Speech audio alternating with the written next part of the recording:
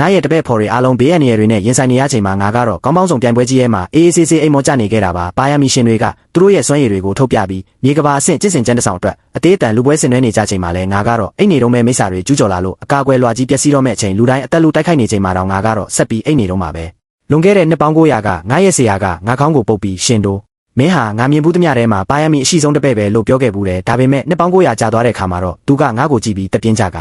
ရှင်တို့နှစ်ပေါင်း1000တောင်ရှိတော့မယ်တောင်ပေါ်ကပဲဆင်းသွားပါတော့ကွာတားတက်သမားဝမ်းရဲ့သမီးကအတော်လေးရုပ်ရည်ချောမောပါတယ်မင်းတို့မင်္ဂလာဆောင်အတွက်ကောင်းကပဲအကုန်ကြခံပေးပါမယ်တဲ့ဆရာကျွန်တော်ကိုကဲတင်နိုင်ပါသေးတယ်လို့ငါကပြန်ပြောတော့ဟင်းမင်းသားအမျိုးတွေခဲအင်းကိုစူးစီးနိုင်ရင်မင်္ဂလာဆောင်မှာငါလက်ပစ်ကူပြီးနှက်ပြတက်ပြမယ်လို့ဆရာကမျက်နှာကြီးပုတ်တိုးပြီးပြောကထွက်သွားတော့တာပဲကောင်းကင်ကြီးပြိုကျလာလဲအရက်ရှိရဲ့သူတွေတောက်ခံထားမှာပဲလေငါကတော့အိတ်ချင်တာပဲတည်တယ်အိမ်မက်ထဲမှာပဲငါဟာငါဘဝအစ်အမှန်ကိုရှာတွေ့တာပါအိမ်မက်ထဲမှာဆရာရဲ့အဖိုးတန်ဆေးဖော်တဲ့အိုးကြီးကိုဟော့ဘော့အိုးလုပ်ပြီးနောက်ဖေးတောင်ကကြာပန်းကန်ထဲကအဝါဆုံးငါးတွေကိုကင်စားပစ်လိုက်တဲ့အိမ်မက်ထဲမှာဆိုငါကဘယ်သူမှမတားနိုင်တဲ့သူပေါ့ဒါပေမဲ့ပြင်းထန်တဲ့လောက်ခါမှုတစ်ခုကြောင့်ငါနိုးလာခဲ့တဲ့လောက်ခါတာထက်တစုံတစ်ခုကငါ့ကိုဆွဲဖျက်လိုက်တယ်လို့ပဲဘလို့မှမတားဆီးနိုင်တဲ့အားတစ်ခုကငါ့ကိုအိပ်ရာပေါ်ကနေဆွဲထုတ်ပြီးတိမ်တိုက်တွေကြားတဲ့အထိဆွဲခေါ်သွားတော့တာပဲတတိပြန်ဝင်လာတဲ့အချိန်မှာတော့ငါဟာရွှေရောင်တိမ်တိုက်တစ်ခုပေါ်မှာလဲလျောင်းနေခဲ့ပြီငါအသက်တစ်ချက်ပဲရှူလိုက်ရသေးတယ်နှစ်ပေါင်း1000တိုင်ငါကိုပိတ်လောင်ထားတဲ့ကျင့်စဉ်တားဆီးတွေဟာအပိုင်းပိုင်းကွဲကျေသွားပြီးငါရဲ့စွမ်းအားတွေဟာရှေးဟောင်းတန်ကြိုးတွေကိုဖျက်ကျော်ထွက်လာတဲ့တားရဲတကောင်လိုငါခန္ဓာကိုယ်ထဲမှာပောက်ကွဲထွက်လာတော့တာပဲဘသူကများတောင်ပတ်နဲ့ပြီးတကားခဲလေးလိုက်ရာ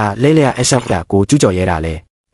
ခွင့်လွတ်ပါဦးအခုဘယ်ချိန်ရှိပြီလဲဗျာရွှေရောင်တိမ်တိုက်ကောင်းကင်ဘုံရဲ့အကာအကွယ်လက်ဖွားတွေကနတ်ဖျားအမတ်သားတွေအိုးနတ်ဖျားအရှင်သခင်ပြန်ကြော့လာပြီပဲတကယ်ကိုထူးခြားဆန်းပြလာပြီဆိုငါနာမည်ကရှင်တို့ချီစွမ်းရင်ကျင့်ကြံတဲ့အစ်မတင်ရှုံးနေနေတဲ့လူပါဒါပေမဲ့အခုတော့ရွှေရောင်ဝတ်စုံဝတ်စစ်တီတော်ကြီးကငါရှေ့မှာဒူးထောက်ပြီးငါ့ကိုနတ်ဖျားအရှင်သခင်လို့ခေါ်နေတယ်ဒါဟာငါရဲ့အစမ်းဆုံးအိမ်မက်တွေထက်တောင်ပိုပြီးယူးကြောင်ကြောင်နိုင်လုံးနေပြီမင်းလူမားနေတာတေချာလားလို့ငါကမေးတော့မမားပါဘူးအရှင်ဟာနတ်ပြည်တက်ဖို့ခက်ခဲတဲ့စမ်းသပ်မှုတွေကိုကြော်ဖြတ်ပြီးလူသားခန္ဓာကိုယ်နဲ့တင်ဟင်းလင်းပြင်ကိုဖျက်ကျော်ကတောင်ပတ်နက်ပြည်တကားကိုဆင်းသက်လာတာပါအခုလည်းမြင့်မြတ်တဲ့ကုသိုလ်တွေနဲ့ဖွဲ့စည်းထားတဲ့ရွှေရောင်တိမ်တိုက်ကိုစီးနင်းလာတာပဲအရှင်ဟာကဘာဦးကလေးကအိတ်ဆက်ရင်းနဲ့နတ်ပြည်တက်လာနိုင်တဲ့ပထမဆုံးသောနတ်ဖျားအရှင်သခင်ပါပဲအိတ်ရင်းနဲ့နတ်ပြည်တက်လာတယ်ဟုတ်လားငါခါလောက်ပဲအိတ်လိုက်တာလေအိတ်တဲ့ပုံစံမားသွားလို့လားဒါမှမဟုတ်ငါကလူမသိတဲ့ရှိုးဝက်စွမ်းရည်တစ်ခုခုကိုဖွင့်လိုက်မိတာလားအားလုံးဒူးထောက်ကြ